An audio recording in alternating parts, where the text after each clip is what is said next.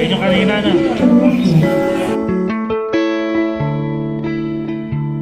Was it all anymore?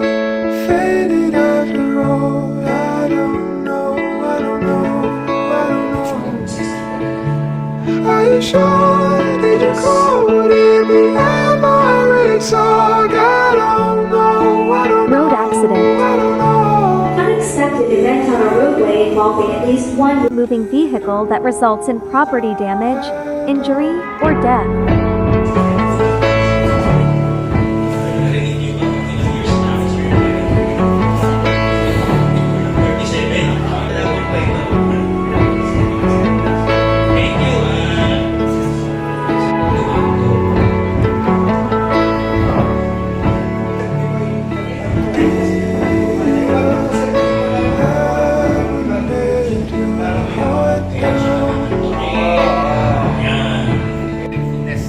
Driving at night.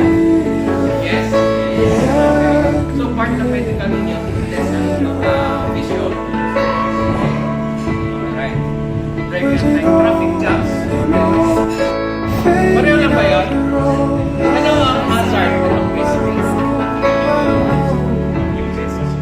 Are you sure? Did you call? Did we have already talked? I don't know, I don't know, I don't know. Paggaling itong mga truck drivers mo. Kung bakit si Mrs. tumatanggi sa inyo pang minsan-minsan. Alright? Ang problema sa totoo lang, ang lalaki by nature, atat na atat. Pero pagka nag-ano naman si Mrs., hindi naman makasustain. Gusto ng Mrs. isang pa isa.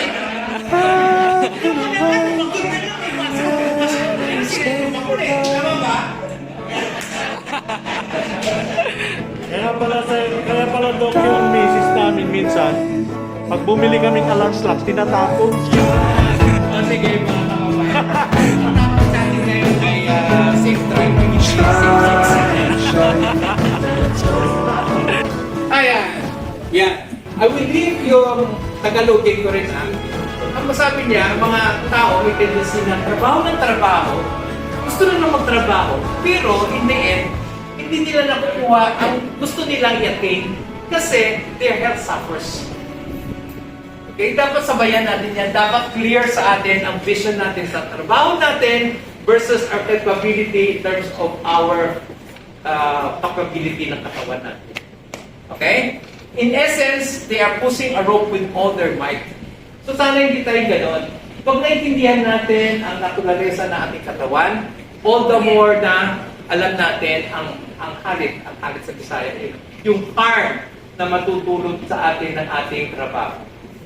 And the way to do is to have more knowledge on the science of our human body.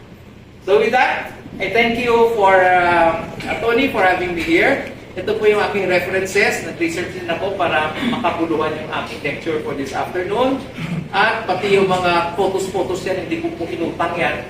Inacknowledge ko sila na kinuha ko yan sa website, no? So, photo credits, to God be all the glory po. Sa Panginoon, nandito ako dahil sa Kanya.